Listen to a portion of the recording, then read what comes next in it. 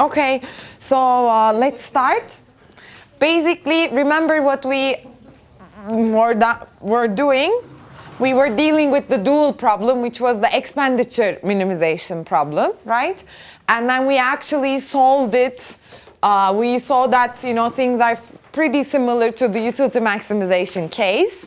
And actually, we showed for the Cobb-Douglas that these demands are exactly the same, right?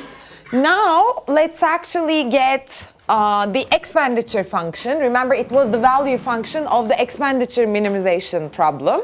So let's basically do that.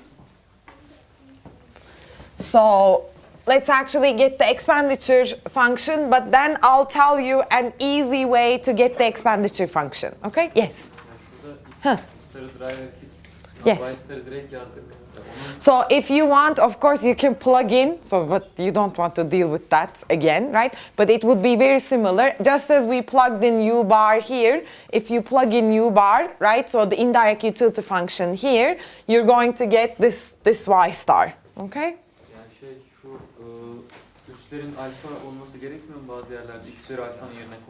So he's actually asking about, hocam, what about Y star? So we can do that, but okay, so let's actually do I'll show you when we do this, the expenditure function, you'll see the trick, but the trick is that don't forget, you are right, don't forget that alpha plus beta equals to 1. Exactly, so for instance, this guy is what? Minus alpha, okay? So this is minus alpha, then you'll actually get it, okay? So your friend is curious because he was trying to get, derive it for Y star, and then he's like, hocam, I cannot get this for Y star because I'm actually left with some alphas or whatever. Don't forget that here in this example, alpha is equal to alpha plus beta is equal to 1, okay? So that you can actually get exactly the same. So try, okay? Try it. If you cannot get it, just let me know. We can drive it, okay? But it will be easy. Okay, so now we'll use that fact when we are trying to derive the expenditure function, and then I'll tell you a shortcut, okay? So every time you don't have to solve this expenditure minimization problem to get the expenditure function, okay? Now let's do that.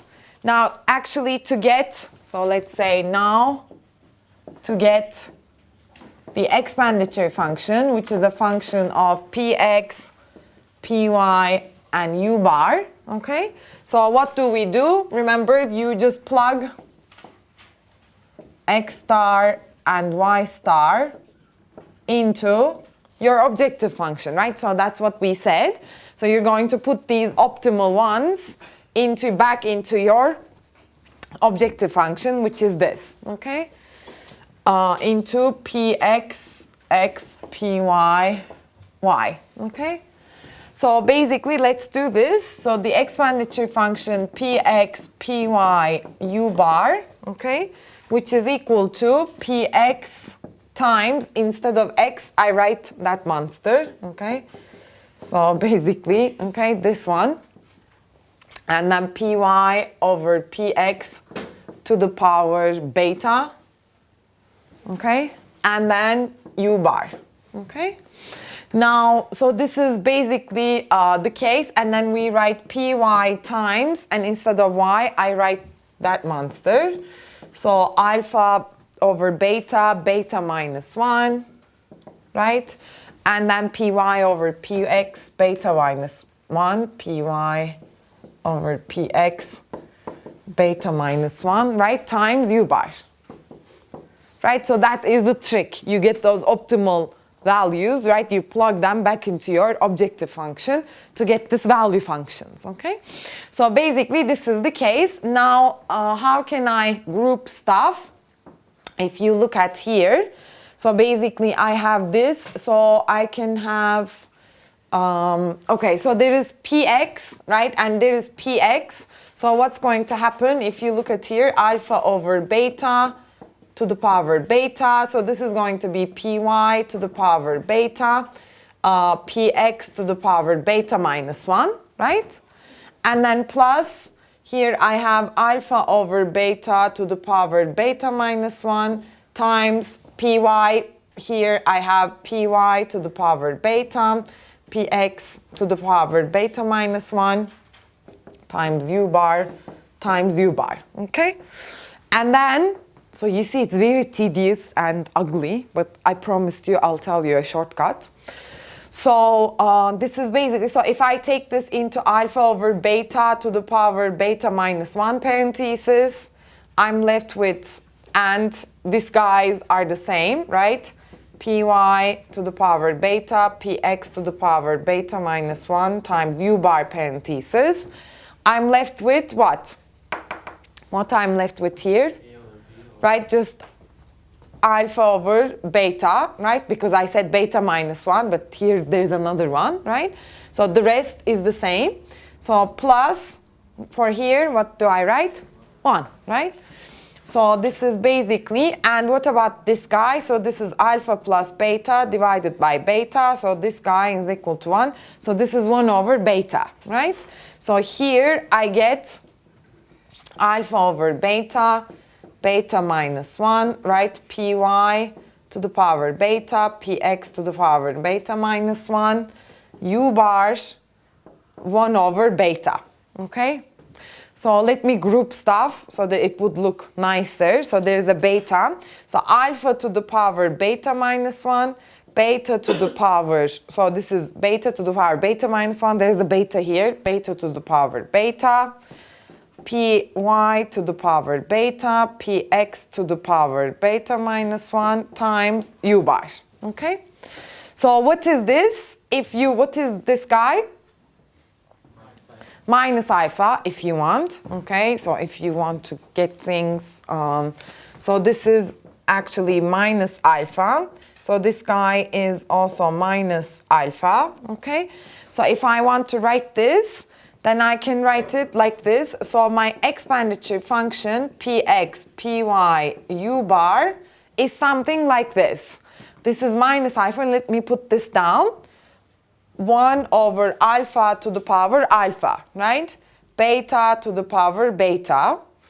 And then what do I have? I have px, py to the power beta, px, or let's put this here, px to the power alpha times u bar, okay? So I squeezed stuff too much. Let me write this again. Okay, so here, from here I get basically px, py, u bar, okay? So you guys showed me alpha to the power alpha, beta to the power beta, px to the power alpha, py to the power beta times u bar, okay? So this is my expenditure function, okay? Now, remember my indirect utility function, so I'll write it down for you guys. So this is, we derive the expenditure function, but most of the time we won't do this, okay? So there's an easier way, as I said, and this was our indirect utility function. Remember, for Cobb-Douglas, alpha to the power alpha, beta to the power beta, right? Times I divided by px to the power alpha, py to the power beta.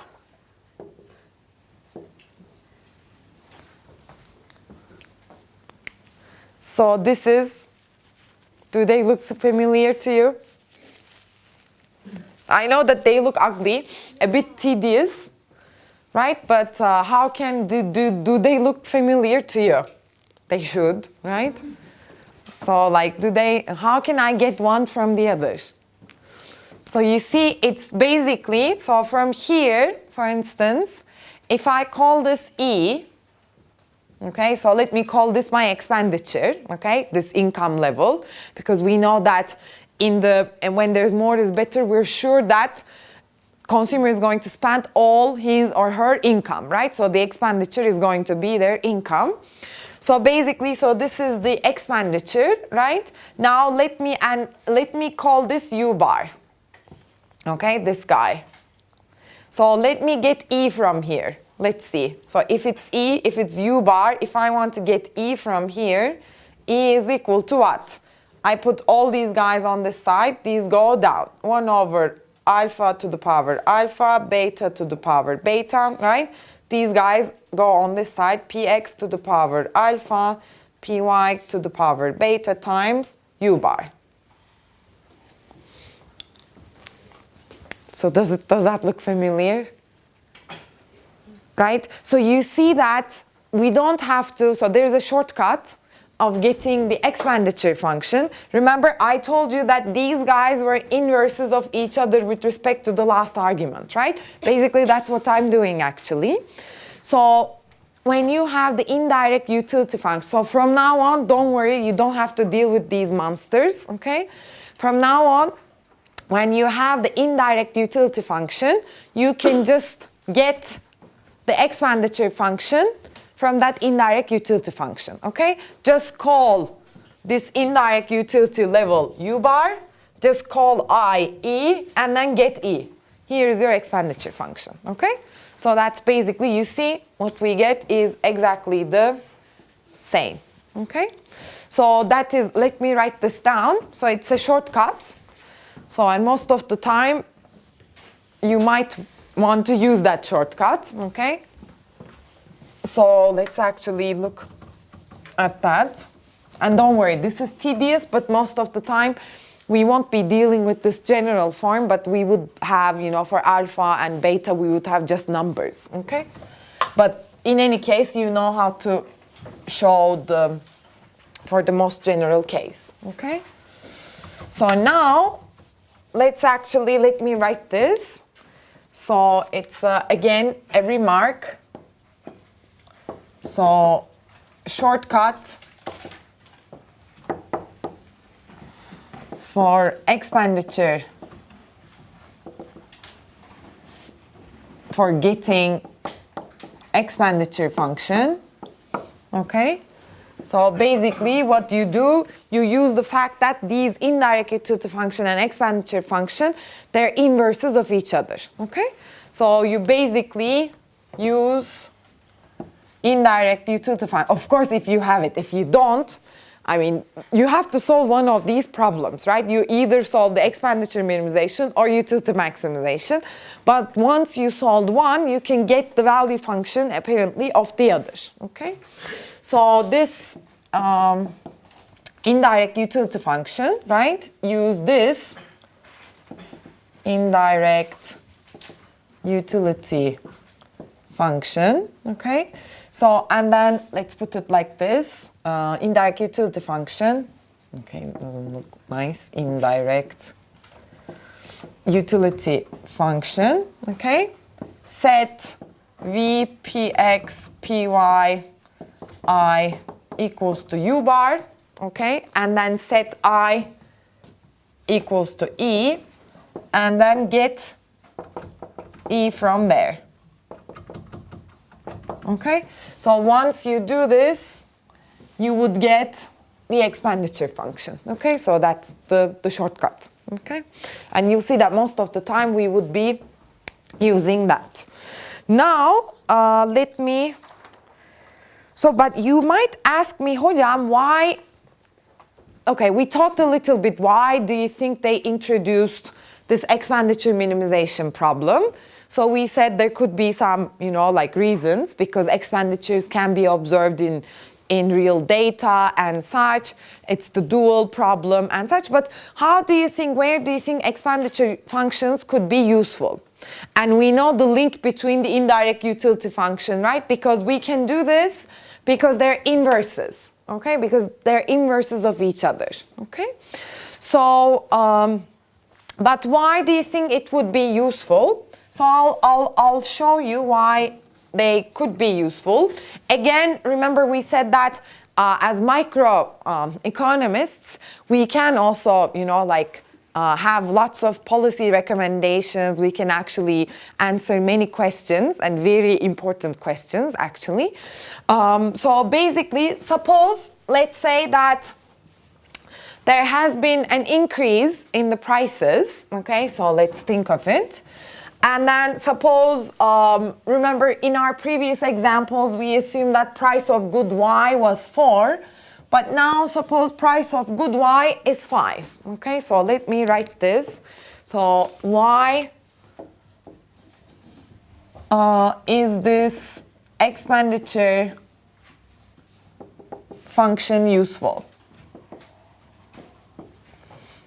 For instance, we would like to, give some sort of a policy recommendation in this case. Suppose price of one good increases, okay? So remember our previous example, we had Px was equal to 1, Py was equal to 4 Turkish liras, right? The income level was 8, as far as I remember, right? So the example that we considered. So now, suppose somehow price of Y increased to 5 Turkish liras, okay?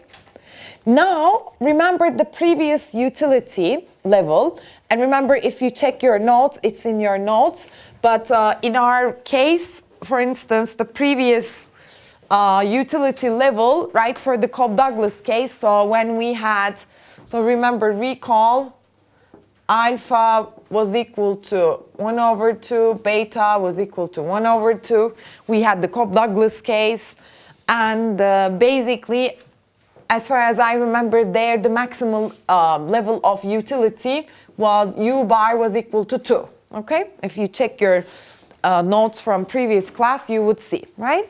So then, and then remember there the indirect utility function that we have figured out, so Px, Py, I, right? If you want, we can actually get it from here. Remember, we got it 1 over 2 to the power 1 over 2, 1 over 2 to the power 1 over 2 times I. So it was basically 1 over 2 times I, right? And then we said that Px to the power 1 over 2, Py to the power 1 over 2, right? The indirect utility function was like this. And there, remember, we got the utility level. Back then, you plug 8 here, you plug 1 here, you plug 4 here, right? So this was basically 2. Do you remember? So the utility level that you were getting, remember when we have the indirect utility function, we figured that out, it was 2. So, but here Py was 4, okay? So first of all, I can actually get my expenditure function from here, right? How shall I get it? How shall I get it? So remember, it's easy, so forget about these numbers if you want to get it as a function. You said that, oh, hocam, we're going to put here U bar. We actually have derived it for the general case, but, you know, like suppose I give you the indirect utility function only, and I ask you to get me the expenditure function, then you're going to set this equal to U bar, right? You're going to set this equal to E, and then you're going to get E from here. From here, you would get E as, right? So now you're going to flip it. You put all these guys on that side. This is 2 times, right? Px to the power 1 over 2, Py to the power 1 over 2. You see? That's easy. We don't have to solve the expenditure minimization problem or anything, okay? So basically, okay, now you see that I can ask this question. Now let me come to my question. Suppose there's an increase in price of one good, okay? Before, in order to get utility level 2, how much money this consumer needed? What was the minimal amount of expenditure this consumer needed to make to get utility level 2? Income, right? It was 8. So let's write this. So expenditure, previously Px, Py, U bar, when you want to keep that utility level U, okay, at 2, yes? U bar'la çarpmamız gerekiyor mu? Expenditure. Oh yes, of course. Of course, he's right. I forgot the U bar, otherwise it doesn't mean anything, right? Yes. So this, I forgot, right? So there is also equals to U bar, and you try to get E from here, okay? So, so this is 2 Px to the power 1 over 2, Py to the power 1 over 2 U bars, okay? Now, basically, so this is U bar. So Px is equal to 1, Py was equal to 4. And you said that if you want, I can plug this in. So this is 2 times, right? 1 to the power 1 over 2, 4 to the power 1 over 2, and U bar is equal to 2, which makes 8 Turkish liras, okay? Now we can actually make this recommendation. Suppose, you know, like you can say that bread prices, right, increase. So you think that bread is a necessity. So when bread prices, or remember, you keep hearing that food prices, right, they keep increasing, right? So the food prices, inflation about the food prices actually is getting higher and higher, you know, like every year. Gıda fiyatları artıyor, duyuyorsunuzdur. Karnabahar artıyor. So you always have some sort of a champion that they call, right? So either it's lemon or, you know, like cauliflower, that's how we call karnabahar, okay? So it's actually, so they somehow increase, you know, we know the reasons, not somehow, we know why, but anyways. So, right, so, but basically, and suppose, but you want to make people as happy as before, okay? So you see that with the help of expenditure function, you can answer this question. How much money you need to give to these people extra so that they would be as happy as before, okay? So what does that mean? So suppose price of Y increases to 5, but you want to keep this guy, this person, again at a utility level 2. Remember, you want to make this person as happy as before, okay? You don't want to change their well-being. You don't want to change their sort of welfare, okay? But you want to, then what, but there is actually a price increase, right? So how much money you should give to this person? How much money do you think you should give to this person? So for instance, do you think it's 1 Turkish lira? Because now, you know, like PY has increased, and let's actually try to figure out the demands, for instance, in this case, before. So let's put this, let's say before. Okay, so before the price increase. So what was X star? X star was alpha times, right, I divided by PX. So alpha is 1 over 2. X star was alpha times PX, right, divided alpha times Y, alpha times I. So this was actually, right, these were the demands, alpha times I divided by PX, and Y star was beta times I divided by PY. So here 1 over 2, 8, right, divided by 1. So consumer was consuming 4 units of X, and consumer was consuming, beta is 1 over 2, 8, 4. How many units of Y? 1, right? Do you think I should give, because the consumer was consuming 1 unit of Y, and now Y is more expensive, right? It was 4 Turkish liras, but now it's 5 Turkish liras. Should I give, do you think, should I give this person 1 Turkish lira extra?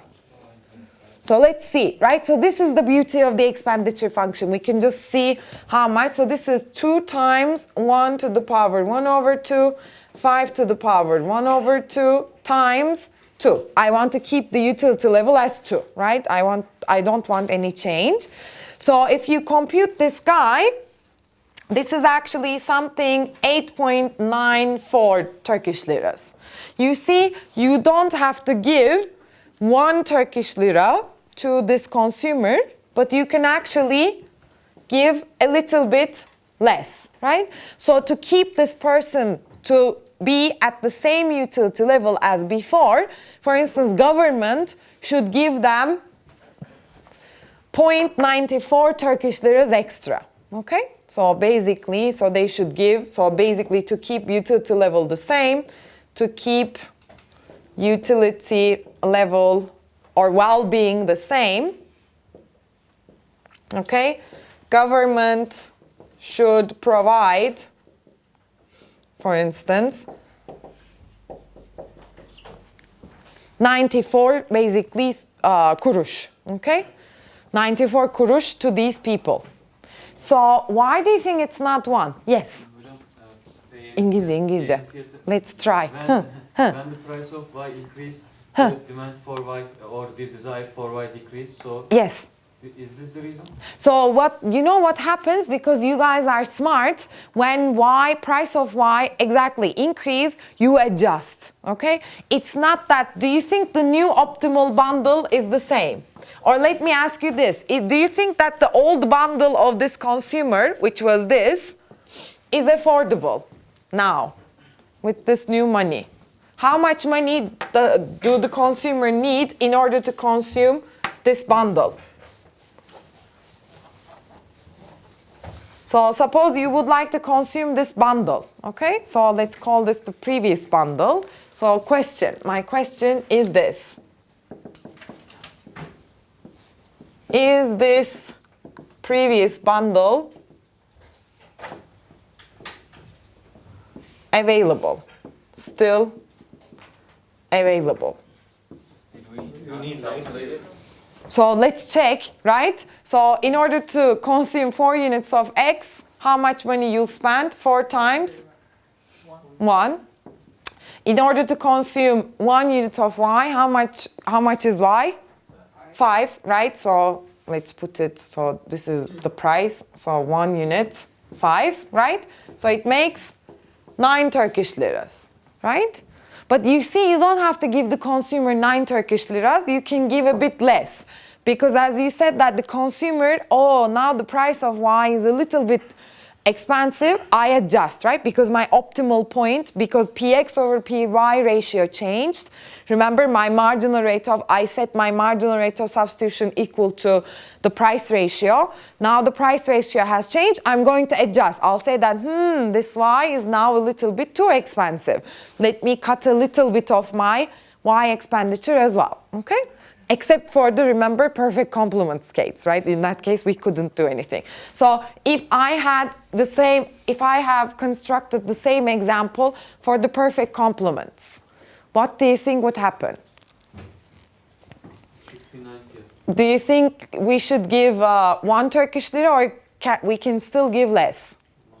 You'll see that, just go ahead and try, but you'll see that it should be 1 Turkish lira, okay? Remember, because in perfect complements, I cannot adjust. My preferences are so rigid, so strict, that I have to consume in this ratio, these goods in this ratio. That's fixed. I cannot change it. I cannot adjust it. That's why you'll see that if you check the same example, I think the previous utility level there was 4. In order to keep the consumer at the same utility level, and if you increase the price of Y to 5, you'll see that you will need to give 1 Turkish lira, okay? But you see anything other than those perfect complement case, for instance, in this sort of CES world or Cobb-Douglas world, okay? We can give a little bit less, okay? So you see, is this clear? Yes. This show government when increase wages less than inflation, then same utility level is achievable. So this basically, yes, because so your friend is saying that, hocam, we can interpret it in many different ways. Yes, you might, if they actually adjust the way they consume, and people do that very well, right? Or now, let's say that meat is too expensive, let me switch to a little bit to, what legumes are? Bakliyat, okay? So they also have like a source of protein. So if you do this kind of adjustment, so definitely. So you're saying in terms of, like wages, but you can actually, suppose the prices of the goods increase, right? But wages don't increase as much, right? So, but you can still, by readjusting, you can still get the same utility level, okay? So actually that's a nice interpretation. Yes? Does that mean lump sum principle won't apply in the perfect complement case? Lump sum principle, yes. So that's actually what we showed, right? This is also related to the sort of lump sum principle, right? This tells you that you don't have to make the original bundle available to those consumers. Actually, you can give them a little bit less, because don't forget that they're going to adjust themselves as well, okay? So basic, yes. No, but for you see that it's actually, so you know in which cases it wouldn't work, so that you can have a feeling, right? So but other than that, as we said, that given that these consumers would like to consume both of these goods, okay? Given the fact that they're not complements, there is some room for substitutability, then it would work, okay? If there's no room for substitutability, if you don't like one good at all, it's not going to work. But other than that, not only for Cobb-Douglas, but these kind of, functions where you have room for substitutability and, you like one of the goods, it would work, okay? Yes? So, forgetting about numbers for a moment, does the school of Milton Friedman prefer taxing income because it gives the consumer more freedom to choose between? So that's actually the, the usual argument. It gives you the chance to choose, right? So you should give them money, right? So because then you give them the freedom to choose, and that's going to be the best. Because if the person would like to consume the initial amount anyways, then, they're going to, if the initial amount is still their optimal point, they're going to consume that one anyways, okay?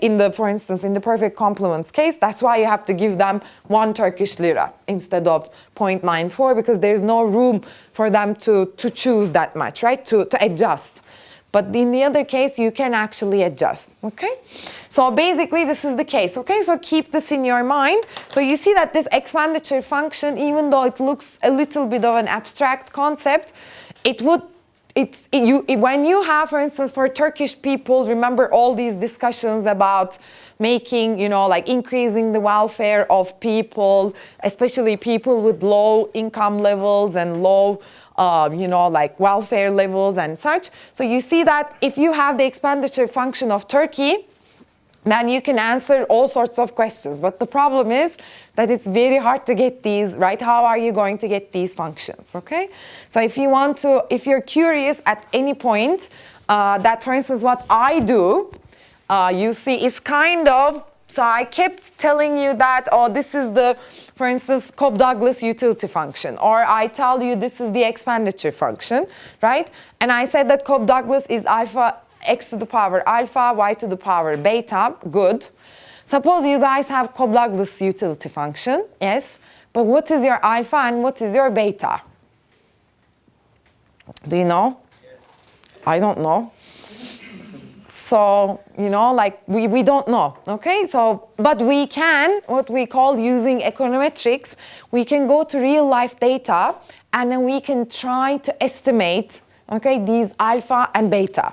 So, for your information, this is kind of what I do, okay? Not exact, I'm not trying to get alphas and betas of utility functions, but in a sense, what I try to do in my own research is actually this. So you see how important, if you have these functions, then you can answer all sorts of questions. How much money I should give these people, if I'm going to increase, let's say, if I'm going to increase the tax on energy, right, on oil, right, on gas.